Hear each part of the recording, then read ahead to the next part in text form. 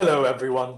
We've all been very excited for this moment, and joining us today is our very special guest, Matt Ridley, to discuss the ideas put forth in his new book, How Innovation Works, Why It Flourishes in Freedom. Matt Ridley's books have sold over 1 million copies, been translated into 31 languages, and won several awards. His books include The Red Queen, Genome, The Rational Optimist, and The Evolution of Everything. He joined the House of Lords in February 2013 and has served on the Science and Technology Select Committee, as well as the Artificial Intelligence Select Committee. He was the founding chairman of the International Centre for Life in Newcastle. He started the Mind and Matter column on the Wall Street Journal in 2010 and was a columnist for the Times from 2013 up until 2018. He is a fellow of the Royal Society of Literature and the Academy of Medical Sciences, and also a foreign honorary member of the American Academy of Arts and Sciences. We are truly grateful for the opportunity for what should be a fruitful and challenging discussion today. Moderating today will be Dean Jayamana, who is a member of the Nightwatchman Society. The Nightwatchman Society is the Sri Lankan chapter of the Bastiat Society and is a classical liberal meetup group, giving like-minded individuals a space to truly engage in intellectual discourse. We also have our streaming partners supporting us today: Echelon, Economy Next, News Hub, Business News, Citizen, Pitakotua, The Republic Square, and the Advocata Institute. I would now like to hand over to Dean to get the session started. Hi, thanks, Anuja. Welcome, Dr. Ridley. It's an honor to welcome you to the Nightwatchman Society. It's great to be with you. I was very nearly late there, but I just made it in time. Yes. So, as many of you know, may know Dr. Ridley from his very famous book, The Rational Optimist, a few years ago, that has sold over 1 million copies. The new book is on innovation and why it tends to flourish in freedom. So that is the broader topic of our discussion today. A brief on the Nightwatchman Society. The Nightwatchman Society is also known as the Bastiat Society of Sri Lanka. We serve as the Sri Lanka chapter for the Bastiat Society. Under normal times, we used to have a physical event alternating between a book club and a public talk. So what you're seeing today is we're trying to adjust for the new circumstances, and we're kind of combining the two and making a book club public. So when our book club really decided to read this book, I think we voted on it a couple of months back. I reached out through a mutual friend to Dr. Ridley, and I was thrilled that he accepted it. I didn't expect him to do that. So thank you very much for joining us. The format this evening is quite simple. So what we will do is I will invite Dr. Ridley in a moment to give some opening remarks on his book and what the main arguments of the books are. After that, I think the book club participants who you see on the screen will be allowed to ask some questions, and we can go on for about 15 minutes. And at the same time, I will also take questions from the participants and whoever is watching this on Facebook streams of our streaming partners. And then we can keep the conversation going. So that's the format. Dr. Ridley, over to you. Thank you, Dean, very much indeed. It's wonderful to be in Sri Lanka with you, albeit virtually. I've never been to Sri Lanka physically. I would love to go. It sounds a beautiful country. But I'm thrilled that the advance of technology has enabled us to at least meet in the ether like this. And thank you for choosing my book and for reading it. And I hope some of you who have read it have enjoyed it. And I thought I would set it in context. I wrote it obviously before the pandemic started. I did manage to include a last chapter in the UK edition, but not in the US edition, about the impact of the pandemic on innovation. I've become more and more interested in the topic of innovation. It's a theme that crops up a lot in The Rational Optimist and also The Evolution of Everything. And it's a phenomenon that I think can't be overstated in importance. It's innovation that delivers economic growth and prosperity, the reduction in poverty and disease, and so on. And just to take one very simple example of the kinds of things that innovation can do without being high tech necessarily, the mortality of people from malaria in the world was increasing in the 1990s, mainly in sub-Saharan Africa. And a lot of people thought it would go on getting worse because of climate change in the 21st century. But in fact, in 2003, malaria mortality peaked and began to go down. And I was very interested in this and intrigued. What changed in that year, in 2003? And the answer is that a technology was adopted and promoted for the first time on a grand scale. A very simple technology, a mosquito net impregnated with insecticide. And I said, where does this idea come from? Because it's responsible for 70% of the reduction in malaria mortality since then, which is almost halved. And the answer is, I traced it back to an experiment done in Burkina Faso in 1983 by some French and Vietnamese scientists to find out a very well-designed experiment using specially designed huts, which mosquitoes could be captured in when they entered the hut and when they tried to leave the hut. And the experiment showed very clearly that an insecticide-treated bed net was very deterrent to mosquitoes. They didn't like it. They tried to leave. And it worked even if there were holes in the net, which there often are in sub-Saharan Africa and elsewhere when people use mosquito nets every day. You get tears in the net. Just a beautifully simple experiment with a very low technology solution done by someone who nobody's ever heard of. His name was Frédéric Dariet. I contacted him. In my bad French, I interviewed him. And it just, to me, symbolizes the importance of innovation. You know, just a simple idea can change the world. And that is happening all the time. And we don't really understand why it happens, let alone when and where it happens. We don't have a good theory of innovation. Most economic theories assume it happens, although for many centuries, economists assumed it would stop, assumed it would come to an end. They assumed diminishing returns. People like John Stuart Mill and Maynard Keynes thought we were going to run out of innovations. And that doesn't seem to happen. It just seems to go on happening. And yet it relies heavily on California recently, India a long time ago, the subcontinent, China at one time, Renaissance Italy, Victorian Britain, you know, these places where innovation happens more than at other times and other places. So I tried to distill out what innovation is, why it happens, when and where it does, and what we can do to encourage it, and what we can do to make sure it happens safely, and so on. And the way I set about doing it in this book was not to start in with an argument. Here's my theory, and I'm going to illustrate it with examples along the way. But to do it the other way around, to start with the examples, to tell stories.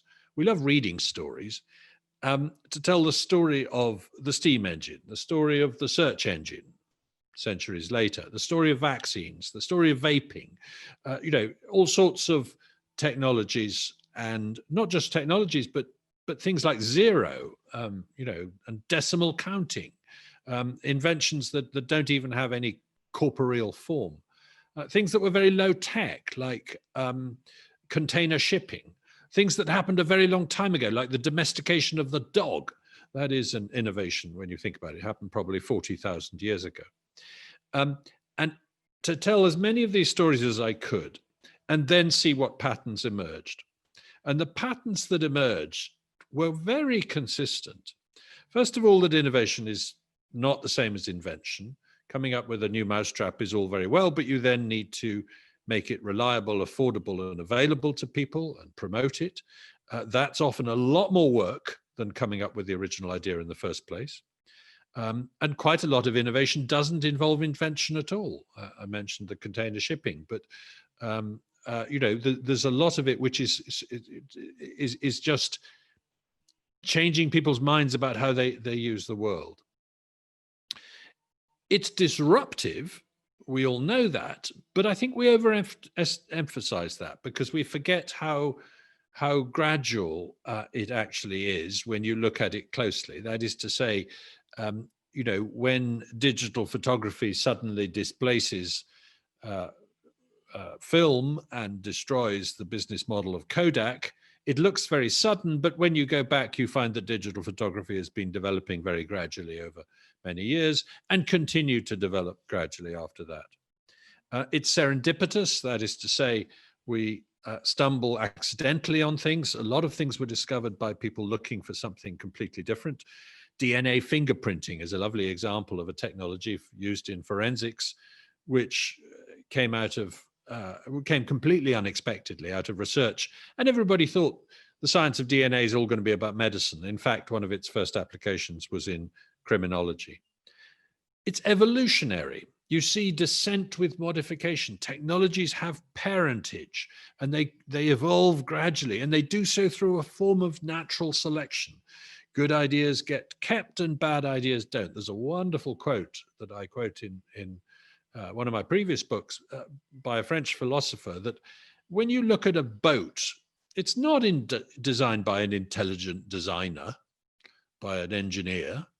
You may think it is, but in fact, he took the idea from a previous boat and adapted it a bit, and he took it from a previous boat, and so on back to the first boat. And bad boat designs sank, and good boat designs didn't sink. So we ended up with the good through a form of natural selection, just as happens in the natural world. It's recombinant. That is to say, we combine different ideas together to make new ideas. It's a team sport. You very rarely find examples of innovations where people went off in secret and came up with a brilliant idea that changed the world. They tried. There's a lovely story in my book about Samuel Langley, the man who thought he was going to do the first powered flight in 1903, had a huge grant from the US government, very clever, very well-connected man, head of the Smithsonian Institution, did the whole thing in secret, and it crashed into the water immediately. 10 days later, on an island off North Carolina, two humble bicycle mechanics from Dayton, Ohio, the Wright brothers, achieved what he didn't, because they had been talking to other people. They'd been picking other people's brains for years. It works through trial and error. It's really important when you understand innovation to realize that the great innovators don't get it right first time. They fail and fail and fail again till they get it right. As Thomas Edison said, I haven't failed, I've just found 10,000 ways that don't work. Jeff Bezos says much the same about Amazon. You can tell the story of Amazon as a company as a story of disasters, one after another. They got things wrong. They bought a lot of .com companies that went bust. They went into toys and it was a flop. They did this, that, and the other. Everything went wrong in Amazon, but they kept trying. And eventually they became the biggest company in the world, and Jeff Bezos became the richest man in the world. There's a fascinating phenomenon about innovation, which is that it's inexorable, it's inevitable.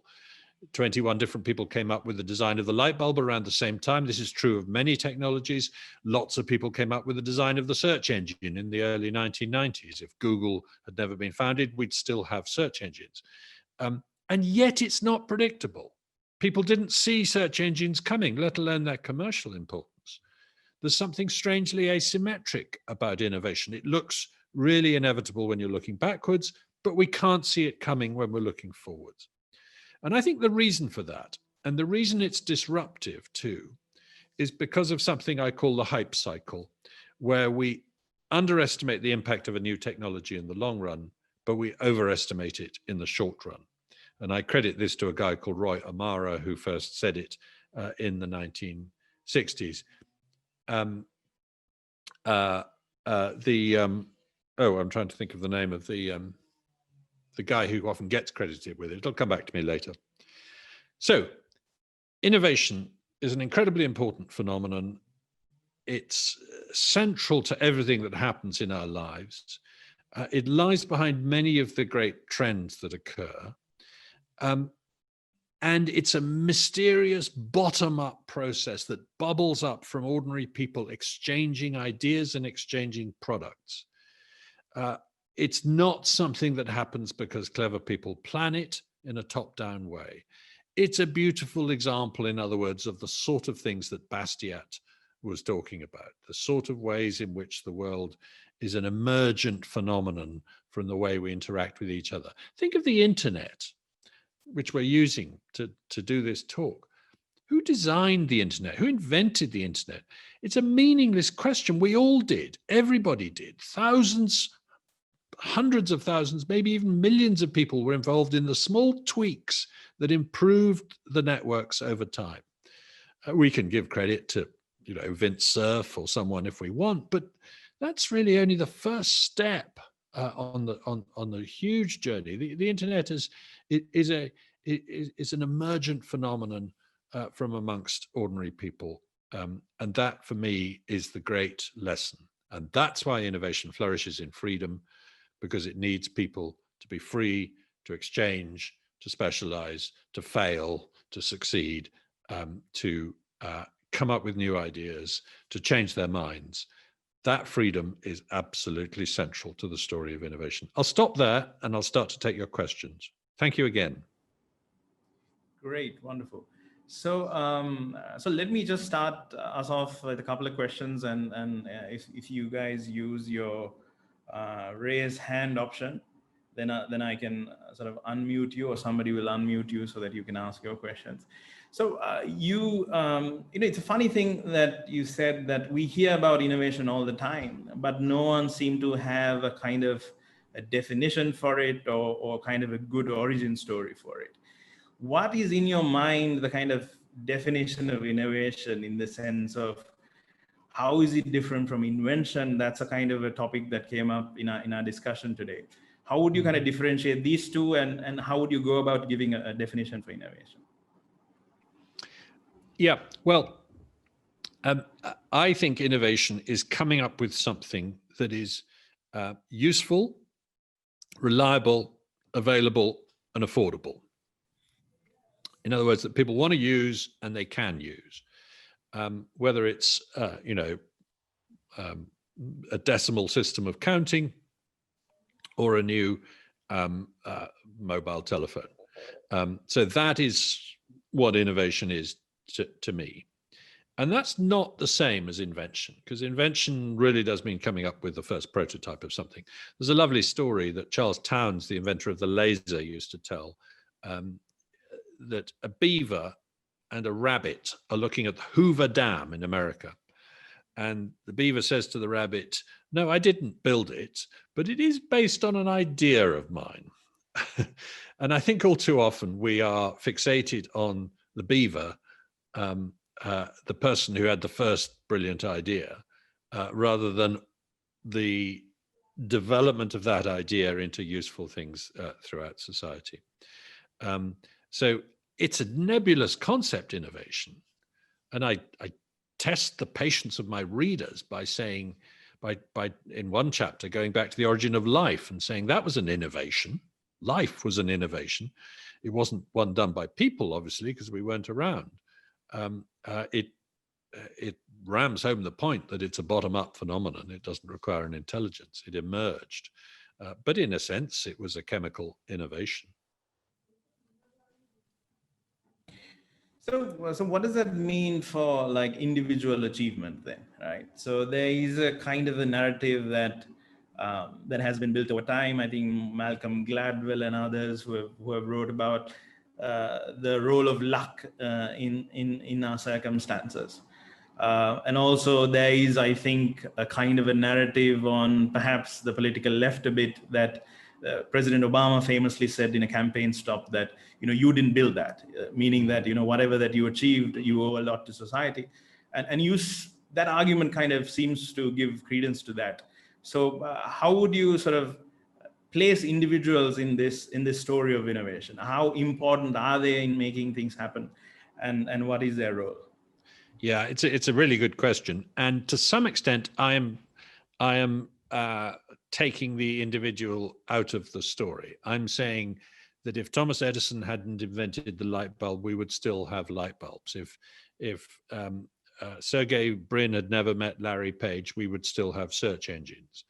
That most inventors are dispensable in that sense, that there's an inevitability about discovering things, that it's also a much more collective collaborative phenomenon than we recognize. Yes, we give one person the Nobel Prize, or we give him a patent, or he gets all the money, but he doesn't really deserve it, because he's building on the work of other people, and other people are going to build on his work, and he's also collaborating with people. And that's why you get these frequent disputes in the courts and elsewhere. Hang on, I invented that, not you. Well, actually, we both did, etc. There's a lovely fact that two people filed a patent on the telephone on the same day. Elisha Gray and Alexander Graham Bell. So in that sense, it's a bit different from, Shakespeare or Beethoven or someone like that. If Beethoven hadn't written the Ninth Symphony, nobody else would have written the Ninth Symphony. I think we can safely say. Whereas that's not true of great inventors or indeed great scientists. But at the same time, I don't want to take the individual out of the story entirely, because if we're in a world where e-commerce is going to get invented, inevitably, the person who does it and does it better than everyone else and does it before anyone else is all the more remarkable. Jeff Bezos or whoever, is an extraordinary achiever. And Beethoven didn't have that problem. He didn't have the problem that if he didn't get to the Ninth Symphony first, someone else would get there. So in that sense, these people who make this happen, who bend the arc of history to achieve these innovations, when they're inevitable and they're going to happen, but they've still got to be made to happen, are all the more remarkable. And I do tell individual stories about people in this, because it is a people business.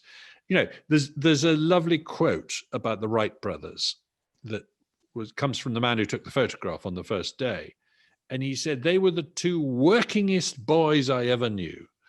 In other words, their individual brilliance was not that they had some special blood flowing through their veins called creativity that other people don't have, or genius. It was because they worked hard. They just were prepared to be open-minded and keep trying and fail and pick themselves up and start again. So, and for people, I think the important lesson is not, stop putting these inventors on a pedestal where none of us can be like them, and realize that actually any of us could do this. History's there to be grabbed if we've got the courage to do it. That said, I've never really innovated anything except the odd book. Well, they're very good books. So Vinuja had a question. He had his hand up. Vinuja, do you want to go? Right, yeah. So I wanted to ask about the concept you mentioned, the infinite improbability drive, because as I understood it, it has quite very refreshingly positive philosophical implications. And I'd like you to correct me if I'm wrong with my understanding of it here. So by virtue of building any positive construct, so putting any form of energy into building something positive, because of how nature and the second law of thermodynamics works, I guess, because of the entropy of the systems always increasing, because you've now invested that energy into building that positive construct, you then get sudden, unexpected positive deviations. And then if you keep going with that process, would that lead to an infinite loop of prosperity?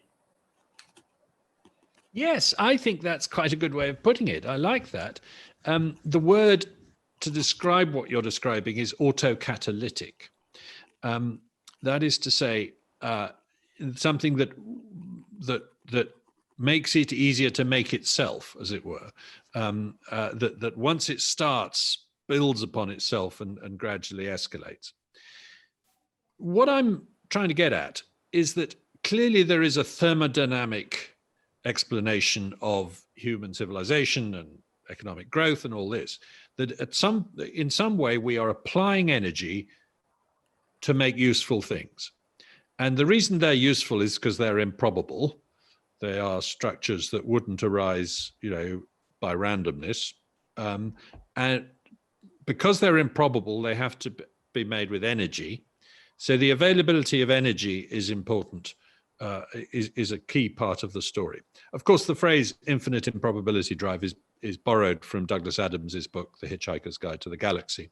But I think he was getting at this point. And so energy is the the key innovation. It's the innovation of finding sources of energy is crucial.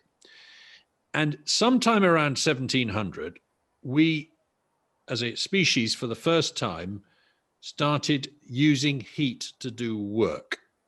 Because work is the useful stuff we want. You know, you need heat to keep warm, but you also, the other kind of energy is work, is, you know, putting one brick on top of another when you're building a house, or building a device, or moving your, driving a car, you know, or pulling a cart or something like that.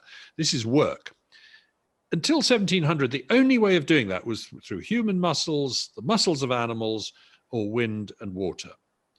And then suddenly we found a way of getting heat to do it. And once we did that, we got a lot more energy available. And that energy could then be devised to make machines that could more efficiently turn heat into work. And so the whole thing snowballed in a way that was really rather remarkable. And that's why I think that thermodynamic process lies at the heart of the story of the Industrial Revolution and everything that came after it. And I'm very influenced in this, as I say at the start of the book, by my friend John Constable, who thinks very hard about energy. That's where I think this is coming from. But you're right. The positive construct, as you put it, is a sort of self-reinforcing phenomenon. The more of it we make, the more of it becomes possible to make. Right. Thank you. Okay, so I have a few questions about kind of innovation systems. So one of the subtitle of your book is how innovation works and why it flourishes in freedom. So at the same time, I kind of see somewhat of a paradox. You speak quite highly of the Chinese system, not the system per se, but the innovation that comes out of China. So from the outset, it looks like a paradox. Here you have a kind of an authoritarian state that's not really spontaneous order and creative destruction and all that. Yep. Yet a great deal of innovation seems to happen there, as you acknowledge in the book. Somebody put in the questions about how the Soviet mathematicians who contributed to linear programming and so forth. So how do you kind of square this circle about innovation that seems to come from closed societies? So yeah, more. Yeah. No, it's a very good point. Most closed societies are bad at innovation. The Soviet Union was quite good at building missiles, but it was absolutely useless at producing consumer goods or cars or anything like that. And that's been true of big centrally directed empires all along. You know, you think about the Ottoman Empire, huge free trade zone that ought to have been great for innovation, but in fact, it didn't even allow innovations in, like printing, for hundreds of years. So on the whole, empires are not good at innovating, considering how big they are and how much free trade they have, etc. The Roman Empire wasn't very good at innovation. Quite a lot of civil engineering innovations, like aqueducts and so on, but not a lot else. That's partly because they relied on slaves for a lot of the work, so they didn't, as it were, need to invent machines. But how then do I explain China? Because China is an authoritarian regime, and yet it has become very innovative, not just emulating America and other countries, but overtaking them in many ways. And my argument there is that if we think that's because of central direction from Beijing, we're misreading China. What happened after Deng Xiaoping changed the system in China was that he unleashed a bottom-up phenomenon. He didn't allow any significant political freedom at all. So if your innovation is a new political party, forget it. You're going to get nowhere. But in terms of economic liberation, there was extraordinary economic liberation. It became possible to do permissionless inventing of new organizations, new devices, and so on, in a way that wasn't possible in the West. In other words, if you're an entrepreneur setting up to build a new widget in a new factory in a part of China, until recently at least, you've had fewer bureaucratic obstacles, fewer regulations, fewer delays than if you were doing the same thing in America or Europe. So actually, the Chinese entrepreneurs have been very free, particularly in the digital space. That's changing. The Xi regime is now very authoritarian, not just on politics, but also on economics. And I'm afraid it is going to crush the life out of that innovation engine. Something similar happened in China 1,000 years ago. The Song dynasty was a very innovative time. This is the time of compasses and gunpowder and printing and paper money and things like that. Extraordinary ferment of innovation. And that's because the Song dynasty ruled over a very decentralized empire. It wasn't like an empire in the normal sense. Merchants were running city-states all over the China, in effect. There was a great deal of trade, a great deal of freedom, and a great deal of economic activity. Then the Mongols invaded, there was an interregnum, and then the Ming Empire came along. And the Ming Empire is the exact opposite of the Song Empire, very centralized, with merchants required to report their stocks in their warehouses to the capital every month, and not allowed to leave their hometown without a permit, and not allowed to do foreign trade at all. So the Ming Empire kills the prosperity of China by being economically authoritarian.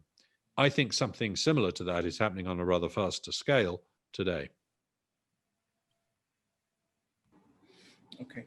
So, so would you say that a friend of mine has this theory about while China is good at the kind of innovation that you described in the book, it's about kind of remixing, copying,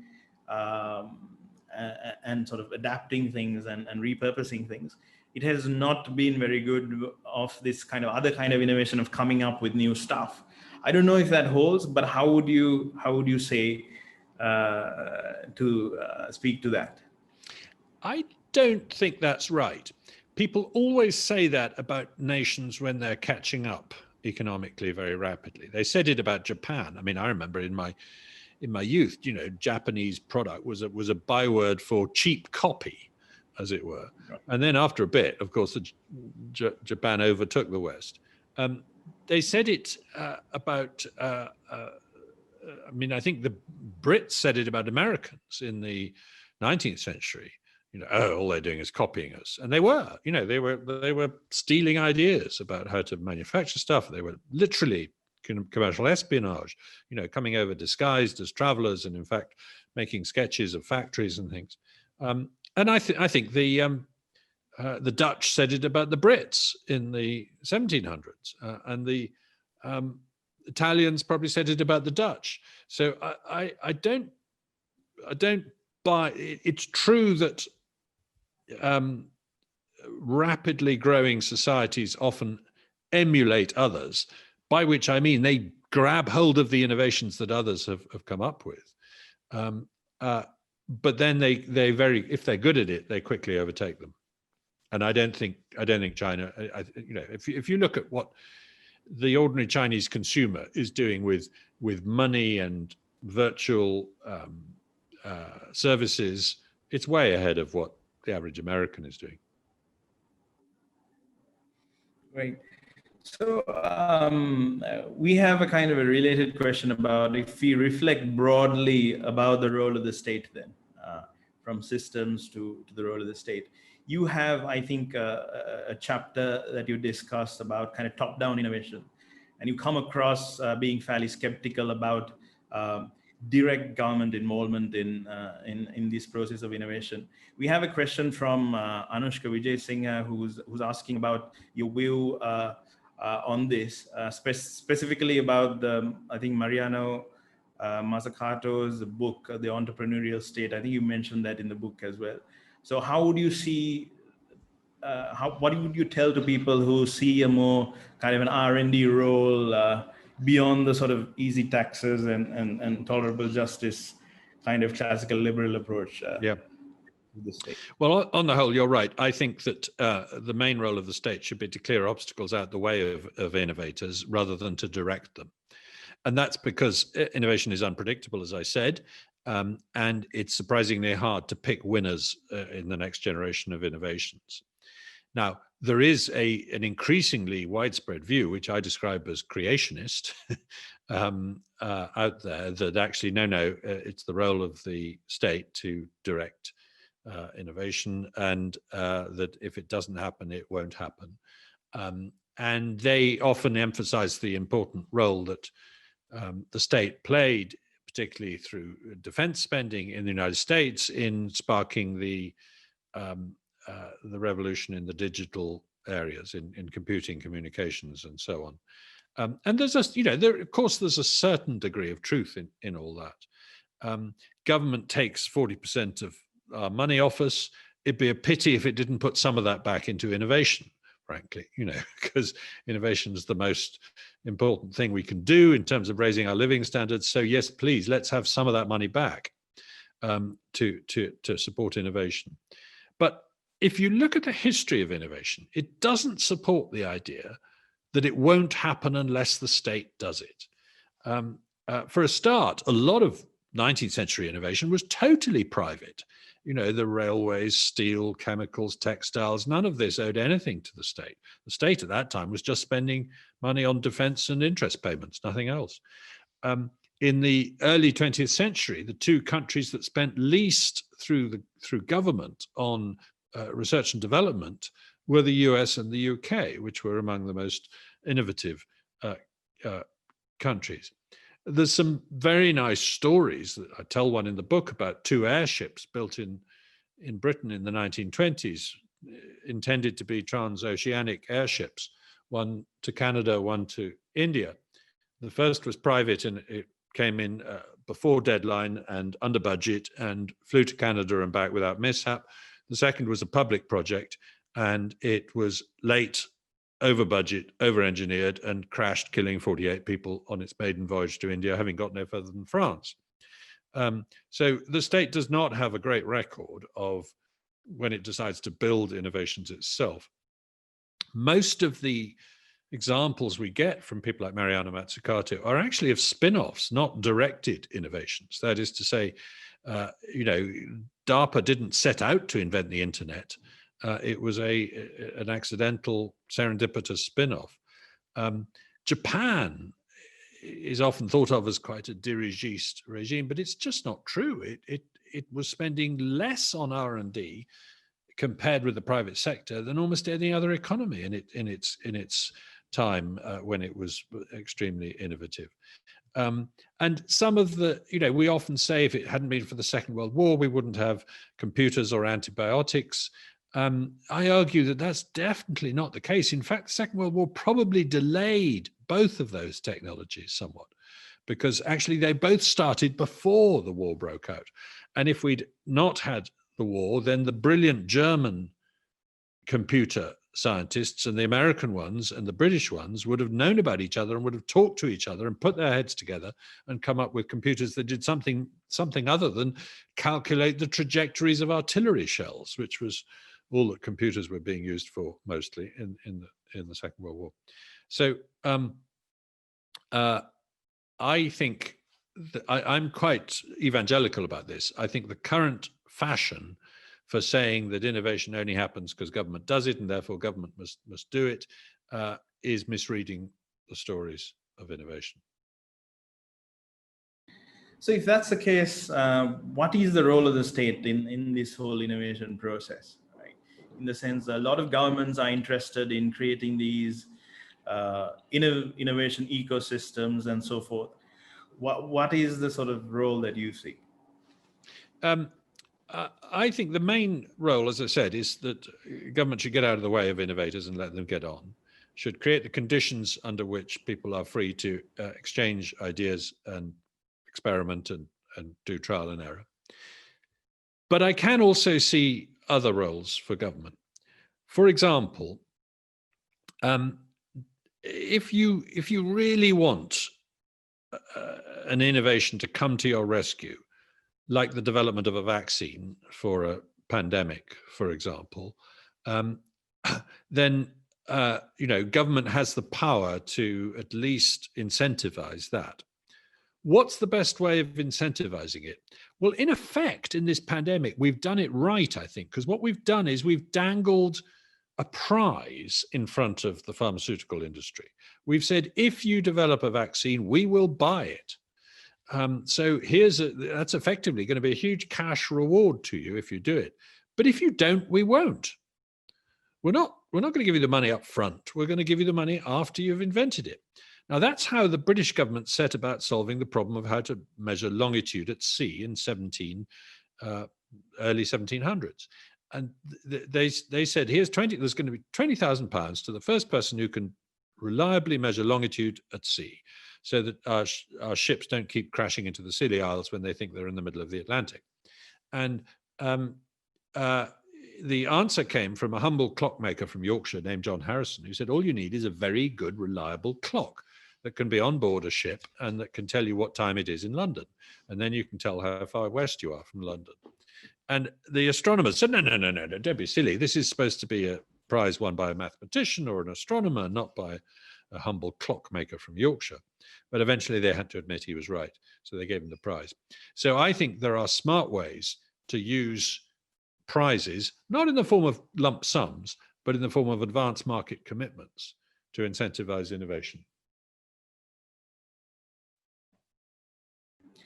So we have about 15 minutes for this. So if you have any questions, please send it in. So let's take a segue into the pandemic then.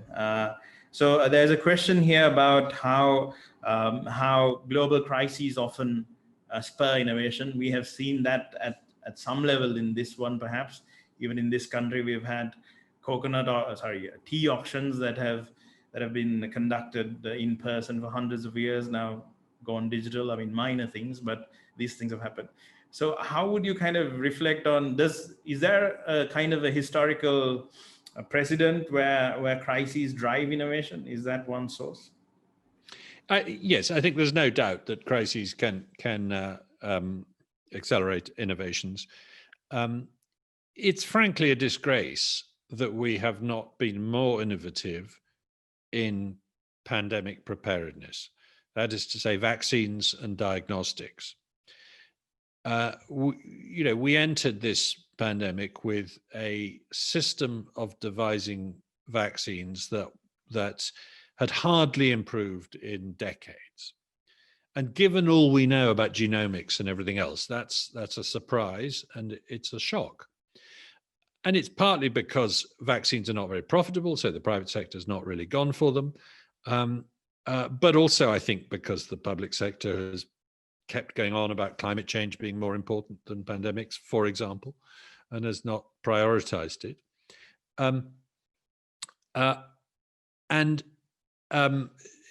It in the case, but also, the regulations. If you're an inventor, and you want to invent something and make some money, and you look around the world and you say, shall I invent a new point of care diagnostic device that can tell people whether they've got a virus infection or not in 10 minutes at the bedside and the size of an iPhone? Or shall I invent a video game? Well, if you do the video game, you can get straight off to the races and start making money immediately. You don't need anybody's permission. If you invent the diagnostic device, you've got to get it approved by authorities, and that takes years usually, and a lot of money for safety testing. Quite rightly, of course, we don't want unsafe or ineffective devices. But nonetheless, that has diverted the energy of entrepreneurs away from useful things that could have been more useful in the pandemic. And I think we've got to think about that. There is, of course, one other way in which the pandemic is encouraging innovation, and that's the technology we're using right now. Video conferencing has come of age this year in a way that it wouldn't have done without the pandemic, and that isn't caused by video conferencing technologies having improved. It's caused by demand for them having changed. So we've had a kind of a rough year in terms of, everyone with the pandemic and so on. So as a kind of rational optimist, when you look at the next 10 years, are you more optimistic or less optimistic about our capacity to innovate and prosper? On the whole, I'm still very optimistic. 10 years ago, when I wrote The Rational Optimist, people said I was crazy. What about the financial crisis? What about Ebola? What about Ukraine? What about Syria? All these reasons to be pessimistic. And I said, yeah, well, there will be setbacks. We may even see pandemics, I said. But we will nonetheless be better off in 2020 than we are today. And boy, has that been true. Not so much in Europe or America, which has seen stagnant economic growth and very little productivity improvement. But in sub-Saharan Africa, a continent that was pretty well written off 10 years ago, but is now seeing, great rates of growth, falling child mortality, less war, et cetera, et cetera. It's been a great decade for Africa and for a lot of Asia. So I think the same will happen in the 2020s. And if you ask me back in 2030, I'll say I told you so, as we're living more prosperous lives all around the world. But there is one part of me that's got a little bit pessimistic in recent months, if not years. And that is all this, the polarization of politics, the culture wars, the anti-enlightenment feeling, that we don't believe in evidence anymore, that we don't believe in facts, that everything is about opinion. Some of that spooks me a bit. And every now and then in the middle of the night, I wonder, are we like the people before the First World War who thought it could just go on? Or the people at the end of the Roman Empire who thought it would just go on forever? I hope not. But we do need to fight for the Enlightenment values, the values of rationalism, of science, of open-mindedness, of democracy, of freedom. And just sometimes I feel we're losing all that. Free speech has taken a real knock in the last year or two in my country, and I think in quite a lot of the world. And that doesn't feel good.